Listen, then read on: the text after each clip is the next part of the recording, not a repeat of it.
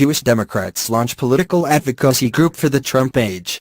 With Donald Trump in the White House, Jewish Democrats are more energized than ever to mobilize politically.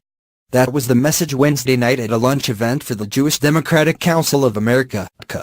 Abraham Lincoln famously said our government was designed to be of the people, by the people, and for the people. Well, we now have a president who wants to make it of one family, by one family, and for one family of enormously elite status, said freshman Representative Jamie Raskin, to thunderous applause. We can't let that happen, and we want to let that happen.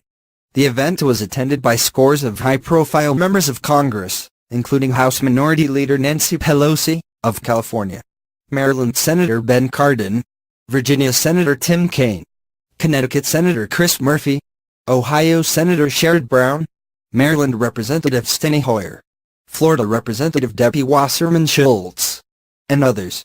Israel's ambassador to the U.S. Ron Dermer also attended and stressed the importance of maintaining bipartisan support for Israel, something he and Prime Minister Benjamin Netanyahu were accused of risking with their strident opposition to the Iran nuclear deal. Dermer orchestrated then-Speaker of the House John Boehner's backdoor invitation to Netanyahu to address Congress in March 2015, a speech in which he lambasted then-President Barack Obama's attempts to broker an accord with Tehran. More than 20 elected Democratic leaders spoke on Tuesday night to a crowd of more than 250 people at a Capitol Hill hotel. Several Jewish members of Congress, including Cardin, who is the ranking member of the powerful Senate Foreign Affairs Committee, cited their family history to explicate the threat they believe is posed by Trump.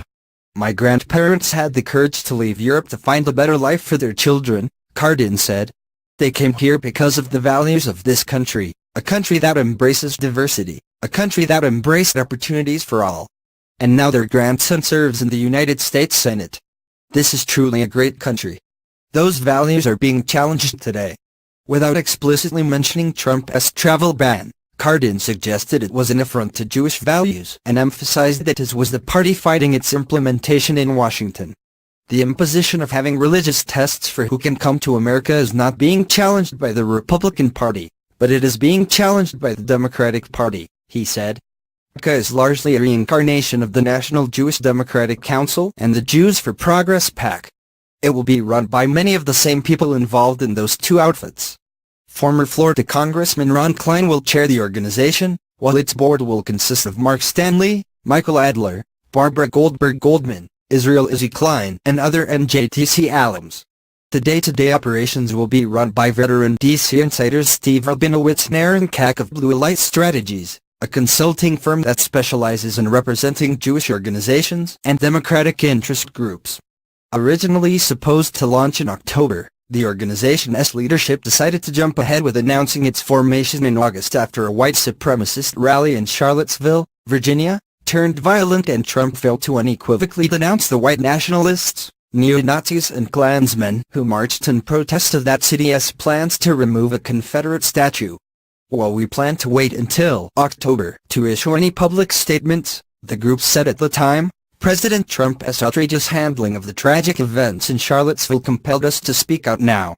It says it will work to actively promote Democratic office holders and candidates, national and local legislative policies consistent with the Jewish community's values, as well as a strong U.S.-Israel relationship.